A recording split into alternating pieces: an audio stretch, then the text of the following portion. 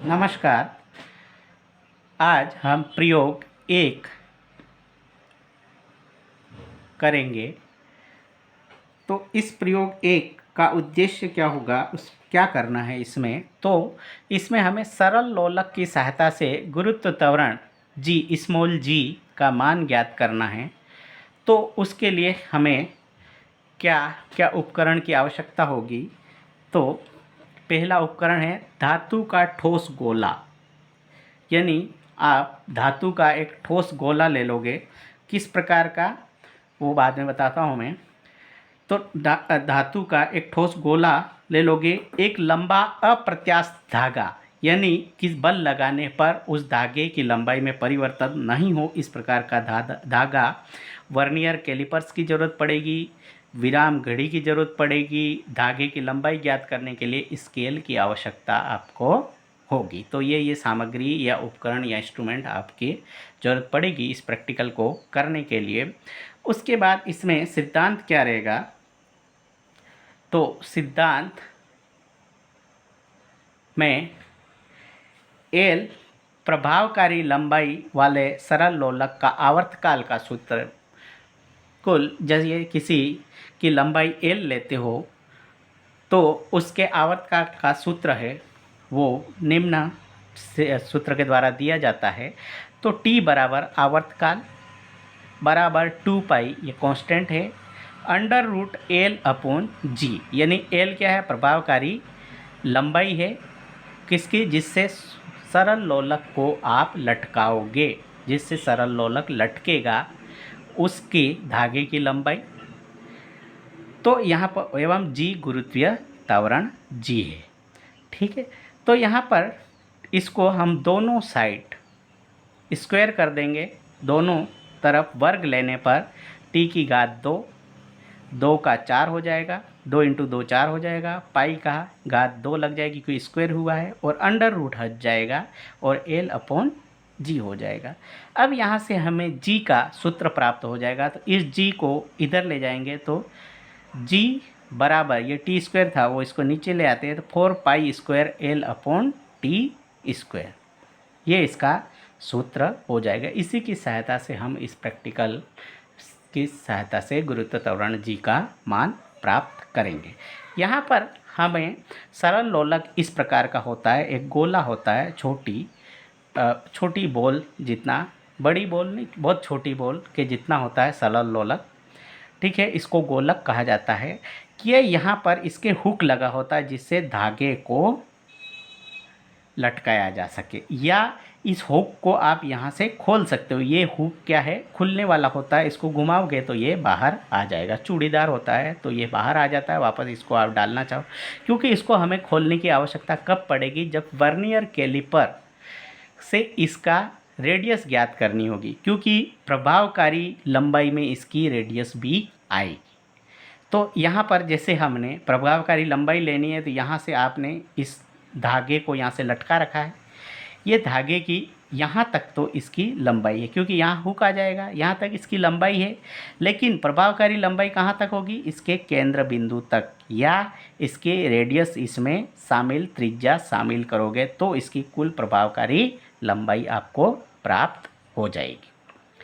ठीक है। अब हम इस प्रैक्टिकल में क्या करेंगे कि ये हमारा सरल लोलक लटक रहा है एल लंबाई के प्रभावकारी लंबाई से, यानी एल लंबाई के धागे से। धागा अप्रत्यास्थ होना चाहिए क्योंकि वजन लटकने पर वो कम ज़्यादा नहीं होना चाहिए।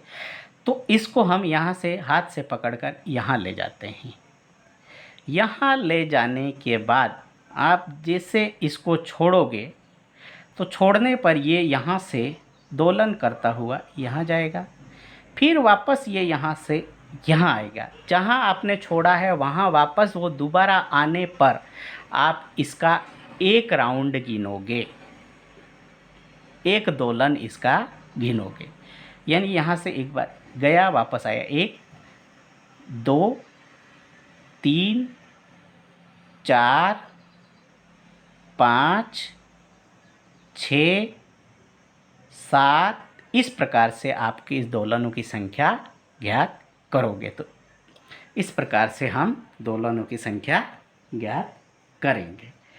ठीक है, इसमें जब दोलनों की संख्या हम लेते हैं तो एक मैक्सिमम या फिक्स दोलन के लिए, जैसे 20 दोलन ले लिए, 30 दोलन ले लिए, 25 दोलन ले लिए, उसके लिए हम विराम घड़ी की सहायता से उसका समय ज्ञात कर लेते हैं। अब नेक्स्ट काम क्या करेंगे हम कि वर्नियर कैलिपर्स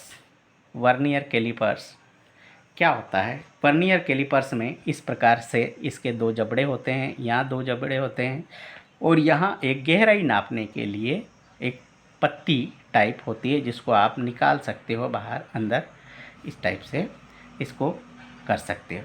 अब ये जबड़े हैं, ये जब आप बंद करोगे तो ये जबड़ा इसके यहाँ जाके टच हो जाएगा, यानी इसके बीच में कुछ नहीं है, तो ये शून्य, यानी ये जीरो है वो इस जीरो के यहाँ आ जाएगा, तो इसमें कोई त्रुटि नहीं होगी।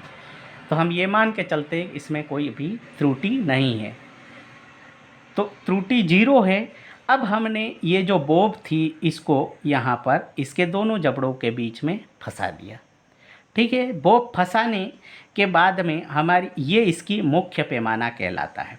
यहाँ मैंने कट कर दिया है ताकि मेरे इस पे 10 तक आ सके स्केल का मान।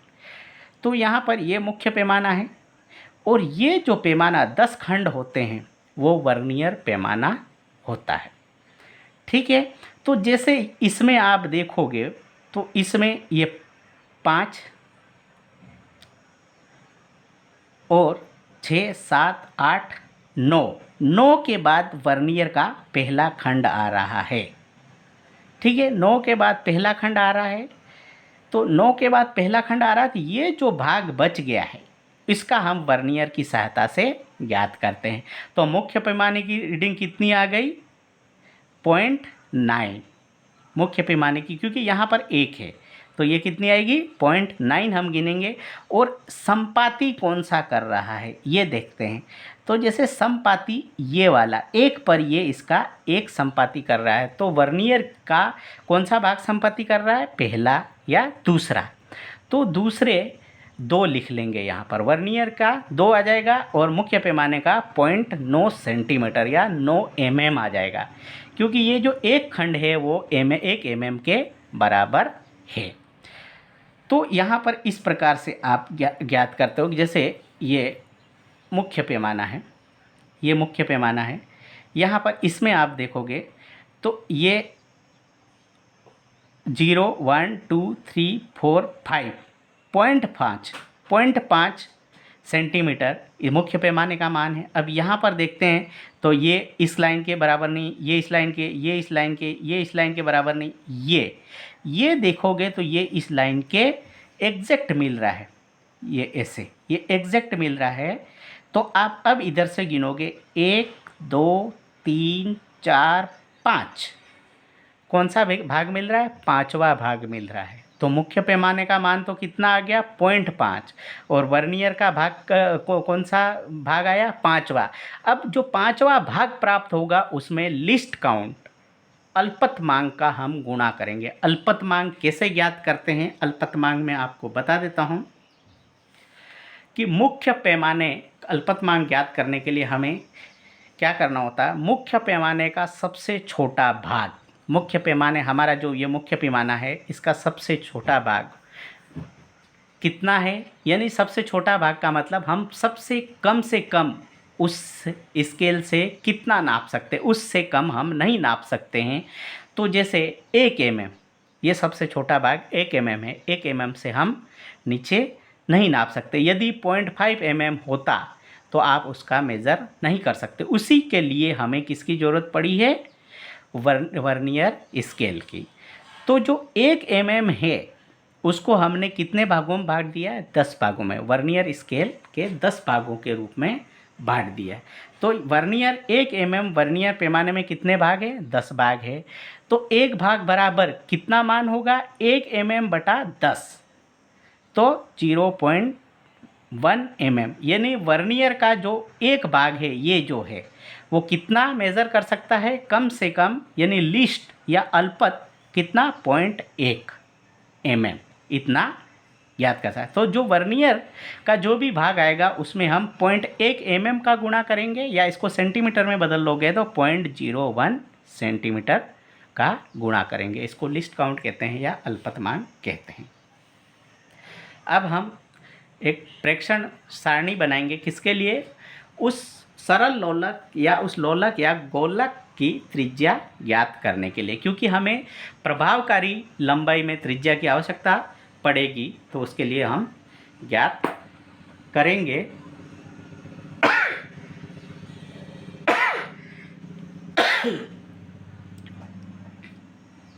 तो यहाँ पर दो रीडिंग हम लेते हैं। मुख्य पैमाने का पाठ्यांक जब आप ज्ञात करोगे तो जैसे 1.8 आया, और वर्नियर पैमाने का संपाती चिन्ह, यानी मुख्य पैमाने के किसी लाइन से वर्नियर पैमाने का कौन सा भाग कोइंसाइड कर रहा है, संपाती कर रहा है, एक दूसरे से बिल्कुल सीधी रेखा में संपर्क कर रहा है, टच कर रहा है, तो माना कि 3 टच कर रहा है, तो जो वर्नियर पैमाना है उसमें हम लिस्ट काउंट का गुणा करेंगे, तो 0.01 सेंटीमीटर में गुणा करेंगे तो 0.01 0.03,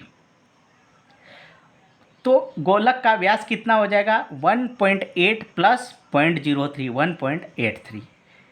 और दूसरी रीडिंग लेंगे, मुख्य पैमाना 1.8, दोबारा हम जब इसको घुमा के, गोलक को घुमा के दूसरी साइड फिट करेंगे तो वहाँ पर आपको वर्नियर पैमाने का संपाती चिन्ह 1 मिला, तो 1 में हम 0.01 का गुणा करेंगे 0.01 ही रहेगा। अब 1.8 प्लस 0.01 इक्वल्स टू 1.81 सेंटीमीटर, तो ये 1.83 प्लस 1.81 गोलक क्या व्यास ज्ञात करने के लिए इसका माध्य ले लिया, तो ये कितना आया? 1.82 सेंटीमीटर इसका माध्य आ गया। अब व्यास को आधा कर दोगे तो हमें त्रिज्या प्राप्त हो जाएगी, तो r बराबर क्या हो गया? व्यास बटा 2, 1.82/2 बराबर 9.1 सेंटीमीटर, यानी लगभग 0.9 सेंटीमीटर या 9 mm के बराबर इसका मान आया, किसका? सरल लोलक की त्रिज्या का। अब हम आवर्तकाल के लिए प्रेक्षण लोगे, तो आवर्तकाल मैंने बताया कि जैसे आप उस गोलक को यहाँ लाके छोड़ोगे तो एक बार जाएगा वापस आएगा, फिर एक बार जाएगा वापस आएगा, इस प्रकार से आप एक राउंड जिस पॉइंट से आपने छोड़ा है वहाँ पर आने में आएगा, तब आप उसको एक दोलन ज्ञात करोगे। जैसे यहाँ से शुरू होगा तो जाएगा वापस आएगा 1, फिर जाएगा वापस आएगा 2, फिर जाएगा वापस आएगा 3, फिर जाएगा वापस आएगा 4, इस प्रकार से। तो यहाँ पर जैसे सबसे पहले धागे की लंबाई मैंने 49.1 सेंटीमीटर ली। क्योंकि इसलिए क्योंकि हमारी त्रिज्या कितनी है? 0.9 सेंटीमीटर है, तो इसमें 0.9 सेंटीमीटर ऐड कर दोगे तो प्रभावकारी लंबाई कितनी हो जाएगी? 50 सेंटीमीटर। उसके लिए हमने 20 दोलनों के समय याद किया, यानी 20 दोलन, जैसे एक बार गया वापस आया तो एक हुआ, इस प्रकार से हमने उस बॉब को छोड़ के वो जैसे ही दोलन करेगी ऐसे, तो उसके 20 राउंड गिने, 20 दोलन के लिए जो समय आया सेकंड में वो 29 सेकंड आया। तो एक दोलन का आवर्तकाल कितना हुआ? टी जितना समय लिया उसमें 20 दोलनों का भाग दे दो तो 1.45 आया। अब इसी प्रकार धागे की लंबाई हम बढ़ाते जाते हैं, 59.1 लिया, यानी इसमें 9 जोड़ोगे तो 60 हो जाएगा। तो इसके लिए 20 दोलनों का जो मान आया सेकंड, वो 31 सेकंड आया। इस प्रकार से फिर 70 किया, फिर 80 किया, इस प्रकार से ये इसके सेकंड्स में दोलनों की संख्या के अनुसार सम लिया गया समय प्राप्त हो गया। अब इससे हमने टी ज्ञात किया, 1.4 आया, 1.5 आया, आवर्तकाल ज्ञात किया। अब हमारे सूत्र में क्या है कि L/T², तो सबसे पहले इस आवर्तकाल का घात 2 ले लेते हैं या इसका वर्ग कर लेते हैं, तो 1.45 का वर्ग किया तो ये हमें मान प्राप्त हो गया। इसके बाद L/T², यानी L की लंबाई 50 बटा ये T का इसका भाग दिया तो 23.78, इस प्रकार 24.97, 25.71, 26.12 ये आपको प्राप्त हुआ। अब हम क्या करते हैं कि ये जो एल टी स्क्वायर है उसका माध्य ले लेते हैं, क्योंकि 4 रीडिंग हमने ली थी तो इनका माध्य ले लिया, तो 4 से भाग दे दिया ये माध्य, तो ये क्या L/T² बराबर 25.14 प्राप्त हो गया। तो ये तो हमें L/T² का मान प्राप्त हुआ। अब हम गणना करेंगे, तो गणना में हमारा सूत्र क्या था, G बराबर 4πL/T², G बराबर 4π² L/T²। तो G बराबर 4, पाई का मान होता है 3.14 या 22/7, तो 3.14 इंटू 3 क्योंकि पाई का स्क्वायर है, L/T² का मान यहाँ से हमने प्राप्त किया था 25.14 प्राप्त हुआ था, उसका मान रख देते हैं। तो हमें ये G का मान कितना प्राप्त हुआ, 985.96 सेंटीमीटर पर सेकेंड स्क्वायर, और हमारी MKS पद्धति में इसका मात्रक क्या होता है, मीटर पर सेकेंड स्क्वायर, तो हमने मीटर में कन्वर्ट कर लिया, तो क्या हो गया, G बराबर 9.85 मीटर पर सेकेंड स्क्वायर। ठीक है, तो हमारा G का जो स्टैंडर्ड मान होता है वो 9.8 होता है, तो ये लगभग बराबर है। इस प्रकार हमने ये ज्ञात किया कि G का मान 9.8 मीटर पर सेकेंड होता है।